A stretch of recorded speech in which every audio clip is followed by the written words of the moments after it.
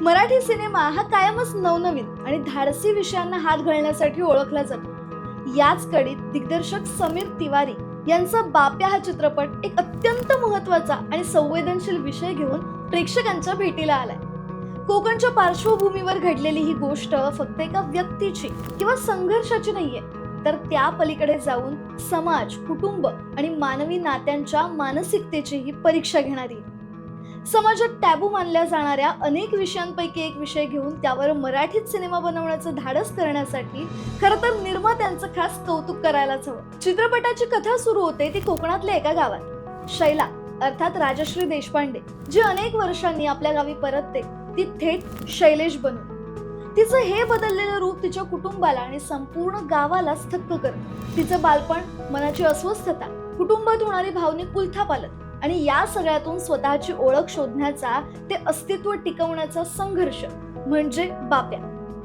बाप्या हा केवळ एक स्त्रीतील पुरुषाच्या अस्तित्वाचा प्रवास नाहीये, तर तो समाजातल्या बदलांचा सुद्धा प्रवास आहे. कोकणासारख्या गावात ट्रान्स मेन सारखा नाजूक विषय घडताना गावातल्या लोकांची मानसिकता, त्यांचं व्यक्त होणं, त्यात घडणारे विनोद आणि शेवटी हा बदल स्वीकारण्याची सकारात्मक वृत्ती, ही संपूर्ण प्रोसेस फारच रंजक वाटते. आता अभिनयाच्या बाबतीत सांगायचं झालं तर राजश्री देशपांडेंनी शैला आणि शैलेश या दोन्ही पात्रांची मानसिकता, त्यातलं कन्फ्युजन, वेदना, त्रास, होणारी घालमेल आणि संयम हे सगळं अप्रतिमरित्या साकारलंय. अन्याच्या भूमिकेत गिरीश कुलकर्णी यांनी नेहमीप्रमाणे कमाल केली आहे. सुरुवातीचा नकार, मग राग, त्यातही प्रेम, हळूहळू येणारा ऍक्सेप्टन्स त्यांनी आपल्या सहज अभिनयातून उत्तमरित्या रेखाटलाय. त्यांच्या विनोदाचं टायमिंग ही या चित्रपटाची एक जमेची बाजू म्हणता येईल. कायम खलनायक, पोलीस अशा भूमिका साकारणारे श्रीकांत यादव यांनी जीवाला जीव देणाऱ्या खऱ्या मित्राचं पात्र कमाल साकारलंय. आर्यन मेंगजी याने त्याची भूमिका समजून उमजून साकारली.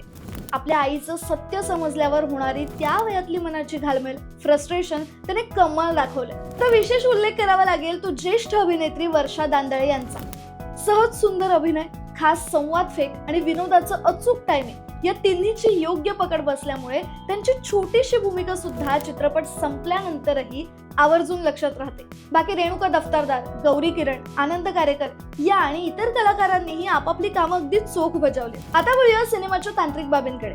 दिग्दर्शक समीर तिवारी यांनी ट्रान्समेन सारखा अत्यंत नाजूक पण गंभीर विषय सादर करताना तो कुठेही मेलोड्रामॅटिक न करता त्यात हलका फुलका विनोद आणि कमालीची सेन्सिबिलिटी यांचा सुरेख मेळ घातलाय.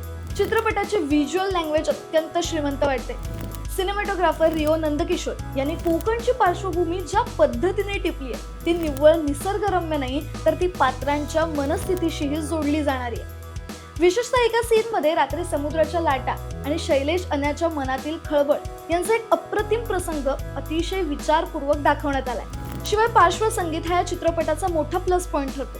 अनेक गंभीर आणि भावनिक प्रसंगात संवादांचा भडीमार करण्यापेक्षा शांततेचा आणि काही प्रसंगात नैसर्गिक आवाज जसं की लाटा, वाऱ्याची झुळूक यांचा केलेला वापर अधिक प्रभावी ठरतो.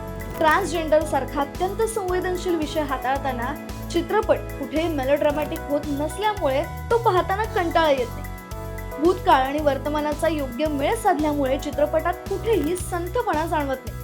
आता काळानुसार बदलणारे विषय घेऊन त्यावर मराठीत सिनेमा करण्याचा धाडसी प्रयोग या सिनेमाच्या निमित्ताने नक्कीच झालाय. चित्रपटाचा शेवट डोळ्यात पाणी आणल्याशिवाय राहत नाही. बाप हा आई सुद्धा असू शकतो हा नवा दृष्टिकोन देणारा बाप्या तुम्ही सिनेमागृहात जाऊनच पाहायला हवा. कलाकृती मीडिया बाप्या या सिनेमाला देत आहे 5 पैकी 4 स्टार्स. आता तुम्ही सुद्धा हा चित्रपट पाहायला उत्सुक आहात का? आम्हाला कमेंट करून नक्की सांगा. आणि सिनेविश्वातील अशाच नवनवीन घडामोडी जाणून घेण्यासाठी कलाकृती मीडियाला नक्की फॉलो करा. रसिका हो, कलाकृती मीडिया म्हणजे मनोरंजनाची लयलूट. मनोरंजन क्षेत्रातील किस्से व घडामोडींचा आस्वाद घेण्यासाठी कलाकृती मीडिया या यूट्यूब चॅनलला सबस्क्राईब करा आणि व्हिडिओ लाईक करा.